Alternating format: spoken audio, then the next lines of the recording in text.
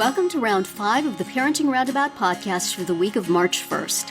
I'm Terry Morrow, and I'm here with Catherine Aleko. Hello. And Nicole Eridix. Hi there.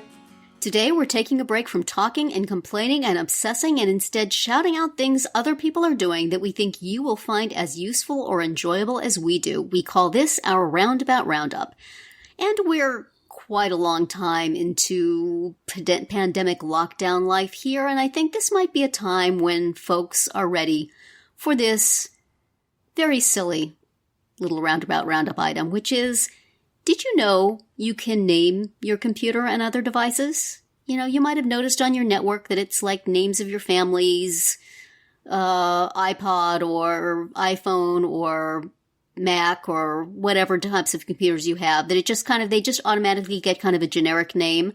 But you can go in and you can give them other names, just like you would name your car. If you've named your car, go on in and name your devices. And then when you're looking at your network, you see a bunch of fun names on it. And when you paste something from one machine to another, it says, you know, coming from Big Lou, or coming from Melrose, or coming from Joe, or coming from Bob, you know, whatever you name your devices. Joe is the name of my son's phone. Is the name of your son's computer? Well, there you go. His phone, he named it Joe. Yeah? Yes.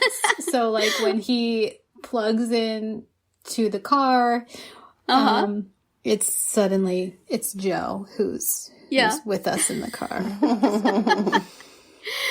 Yeah, it's just, I don't know, it pleases me. It's a silly thing, but it pleases me. And every time I get a new device, I have to think what the appropriate name will be for it.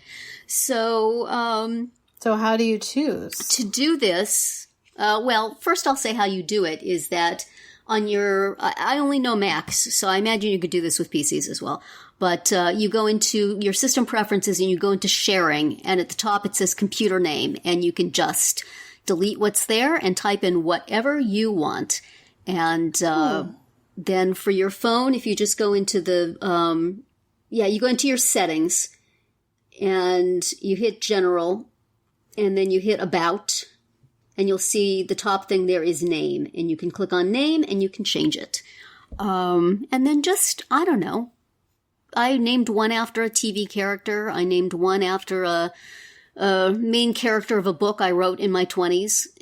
I named one after the birthday I was celebrating when I got it, and I named one after an old camp name I had. I've just had fun, you know, and if you decide you hate it, it's so easy to go and change it. And they will not mind. The devices will not say, hey, I'm having an identity crisis. Right. Just delete it and type something new. It's so fun to see. You know, when you go, like if you go check your iCloud account and you look at all the devices and they've got names and they're individuals, you know, they have some identification. So, anyway. They probably serve you better. I think so. Knowing that you cared enough to name them.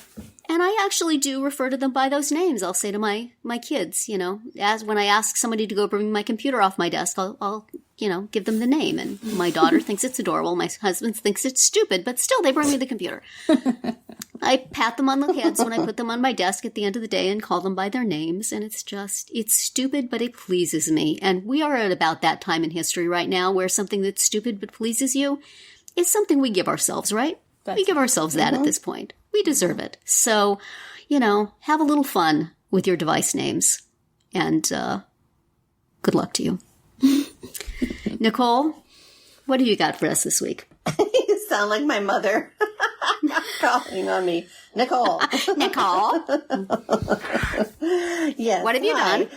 I am shouting out, like, it's funny how some of these things, like, you just take them for granted, but you realize that you can't live without them. You know, like, it's like when I think of like some of the things in my life that are really good, it's hard for me to think of them. And then I realize, oh my goodness. Like, for example, my shoes are the best thing that have ever happened to me. And I didn't even think to call them out because I just use them every day and I've taken them for granted. But without them, it would just be not good. So I have these shoes that I've got from Amazon, and they're called BZees Lollipop Sneakers. And trust me, they don't look anything like the name that's been given them. But anyway, they're these just really nice black slip-on shoes, and I use them as my indoor shoes because I'm old and my feet hurt if I don't wear shoes. So, and I just slip them on. I wear them all the time. Like when I'm like, I wear them all day, and they're just so easy to slip on and slip off, and they're comfortable, and like they don't stain for some reason. Like they're not like they don't stain. They don't like, they're not falling apart. And I wear them every day, and I wear them like my last pair. I had them for 3 or 4 years, and the sole didn't really wear down, and they're just good quality. They never came apart. Like they're just well made. So cool. Yeah, if you need some indoor shoes or some even outdoor kind of, slip on casual shoes, check them out. They're on Amazon. Nice. Or I'm sure you can get them elsewhere too, but they're there. So sounds comfy.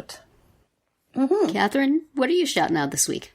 Well, for some very wholesome entertainment, you could turn to Netflix for a show called Ink Master. So this is basically Top Chef but tattoos, or Project Runway but tattoos. Okay. And so do you remember there used to be those shows like LA Ink and Miami Ink where they would follow somebody who ran a tattoo shop, and you'd see the clients and they'd talk about like what tattoo they were getting and why they were getting it, and I always thought those were kind of fascinating, those stories. So this is different because it's a competition, and they have to do tattoos on real people. They insist on calling the clients, what I would call the clients, the canvases. Which I find super weird, but for real. But it's still kind of interesting because there's not a lot of other competition shows where what you're doing is permanent, and it's the person has to live with it. So so that ups the ante on the drama quite a bit. So and all of the contestants are tattoo artists who, most of them are pretty confident, let's say, about themselves, and competitive. And so there's a lot of yelling. Of course, they all live together, in a brownstone in New York. This is clearly filmed pre-COVID. So there's a lot of yelling and bleeping out of words. And the judges are really, really tough, I think. Like, they do not do the criticism sandwich or whatever it was called that we talked about a couple weeks ago, where they say a good thing and then a bad thing and then a good thing. No, it's just almost all bad things. So anyway, but my husband and I started watching it over the weekend, and now we're a little bit hooked on this crazy tattoo show. So Ink Master on Netflix. Check it out if you dare. And that's it for another week of Parenting Roundabout. If you missed any of our earlier episodes this week, look them up on Spreaker, Apple Podcasts, Amazon Music, or wherever you get your podcasts to hear what we have to say about job titles, things that ruin our kids' day, and good decisions we've made. You can also find all our episodes at parentingroundabout.com and talk back in the comments there, on our Facebook page, or on Twitter, where you'll find us at Roundabout Chat. And please visit our Amazon shop at amazon.com/shop/momitude, where you can find links to a lot of the things that we talk about. Have a great weekend, and see you back here on Monday.